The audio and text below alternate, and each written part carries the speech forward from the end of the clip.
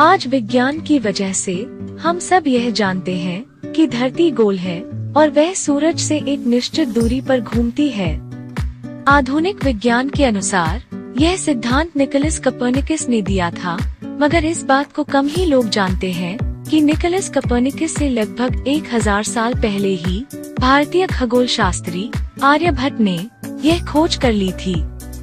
आर्यभट्ट की गिनती प्राचीन समय के महान खगोल शास्त्रियों और गणितज्ञों में की जाती है। उनका जन्म 476 ईस्वी में हुआ था। आर्यभट्ट के जन्म स्थान को लेकर आज भी कई विवाद हैं। एक मान्यता के अनुसार यह कहा गया है कि भगवान बुद्ध के समय काल में अशमक देश के कुछ लोग मध्य भारत में नर्मदा नदी और गोदावरी नदी के बीच बस गए और आर्यभट्ट का जन्म भी इसी स्थान पर हुआ। आर्यभट्ट के जन्म स्थान की दूसरी मान्यता के अनुसार उनका जन्म पाटलिपुत्र के समीप स्थित कुसुमपुर में माना गया है। आर्यभट्ट की शिक्षा के संबंध में इतिहासकारों के पास पर्याप्त जानकारी उपलब्ध नहीं है, परंतु एक मान्यता के अनुसार गुप्त साम्राज्य के आखिरी दिनों में वे नालंदा विश्वविद्यालय से जुड़े थे। गुप्त काल को लोग आज भी भारत के स्वर्णिम युग के रूप में देखते हैं।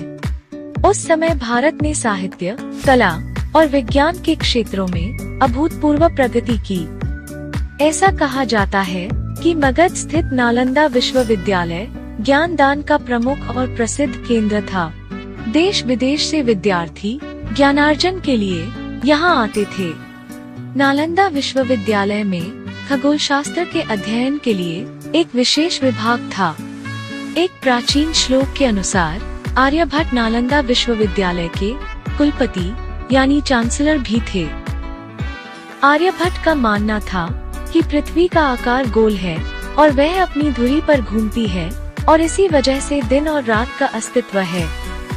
कई अंधविश्वासों को उनके द्वारा चुनौती दी गई और उन्होंने उन्हें गलत साबित करने के लिए कई वैज्ञानिक कारण प्रस्तुत किए।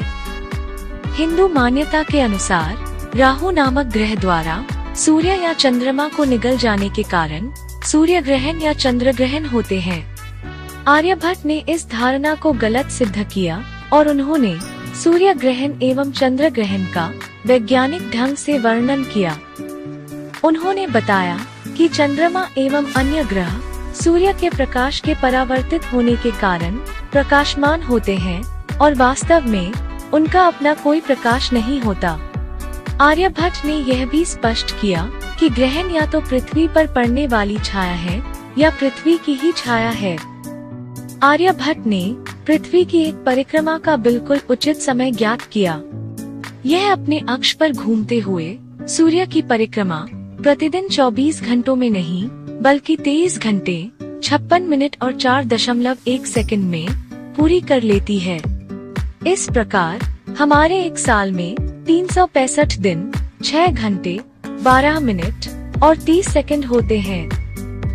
गणित में आर्यभट्ट के योगदान को नजरअंदाज नहीं किया जा सकता, क्योंकि वे आर्यभट्ट ही थे जिन्होंने पाई के मूल्य का सटीक अनुमान लगाया था। उन्होंने त्रिकोण और वृत्त के क्षेत्रफल की गणना के लिए भी सही सूत्र खोज निकाले। उन्होंने टेबल ऑफ साइंस के गठन में भी बहुत महत्वपूर्ण भूमिका निभाई। आर्यभट्ट का स्थान मूल्य प्रणाली का निर्धारण करने और शून्य की खोज करने में सराहनीय योगदान रहा। वे स्थान मूल्य प्रणाली में शून्य का प्रयोग करने वाले पहले व्यक्ति थे। आर्यभट्ट ने अपने जीवन में आर्यभट्टिया, दशगीतिका, तंत्र और आर्यभट्ट सिद्धांत जैसी कई पुस्तकों की रचना की। उनका भारत और विश्व के गणित और ज्योतिष सिद्धांत पर गहरा प्रभाव रहा है। आर्यभट्ट द्वारा सुझाई गई खगोलीय गणना और अनुमानों को आज भी एक विशेष दर्जा दिया गया है, क्योंकि उनके समय में किसी प्रकार के आधुनिक उपकरण या साधन नहीं थे। उनके पास अत्यंत तेज दिमाग था और अपने समर्पण और कड़ी मेहनत से उन्होंने सौर मंडल के विभिन्न रहस्यों को सुलझाने में जो योगदान दिया, उसे हमेशा याद रखा जाएगा।